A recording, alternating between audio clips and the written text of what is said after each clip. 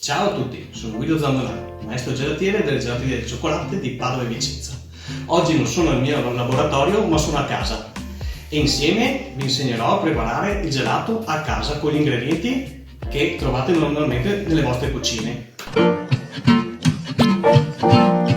Quindi abbiamo bisogno di 300 g di latte, 70 g di zucchero, la buccia di un limone, 15 g di burro, 2 tuorli freschi e andremo a lavorare così.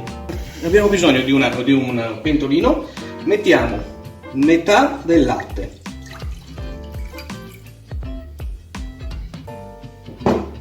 tutto lo zucchero,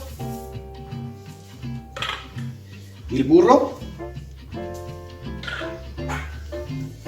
e ci andiamo a grattugiare la scorza del limone. Attenzione a non andare a prendere l'albedo, che è quella parte bianca che è amara, solo la parte gialla. Fatto questo, accendiamo i fornelli a fuoco basso, mescoliamo fino a completo scioglimento, non dobbiamo portare ad ebollizione. Allora, adesso si è sciolto tutto bene. Quando si è sciolto tutto bene, che sia abbastanza caldo, non deve bollire, deve avere la temperatura giusta per sciogliere burro e zucchero. Vedete? Ora spegniamo il fuoco, inseriamo i nostri tuorli,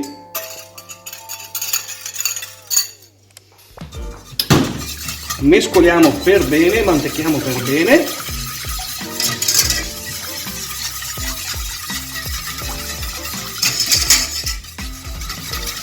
Inseriamo il resto del latte.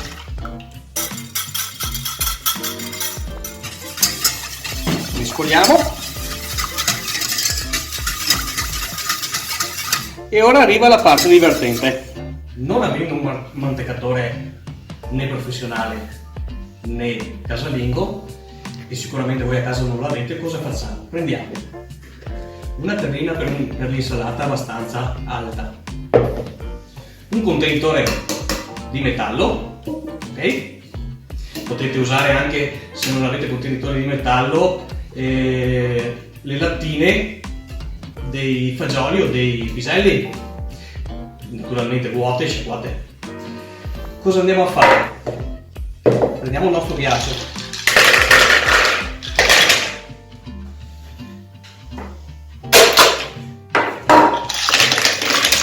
facciamo uno strato di ghiaccio, uno strato di sale,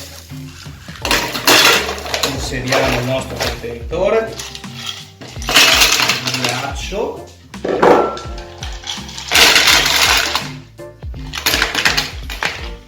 e sale.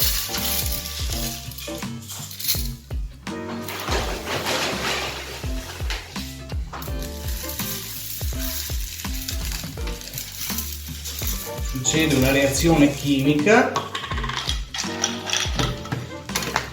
che porta questa temperatura a meno 20, meno 25 gradi. Così raffreddiamo il nostro contenitore di acciaio. Andiamo a versare la nostra miscela gelato.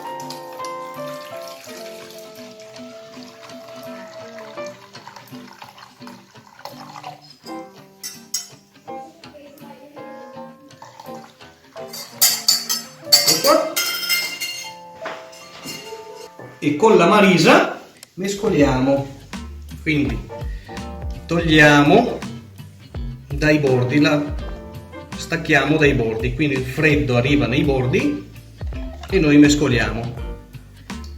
Il nostro gelato sta raffreddando.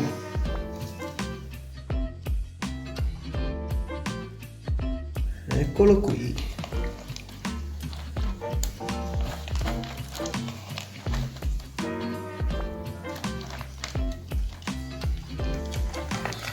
Il gioco è fatto.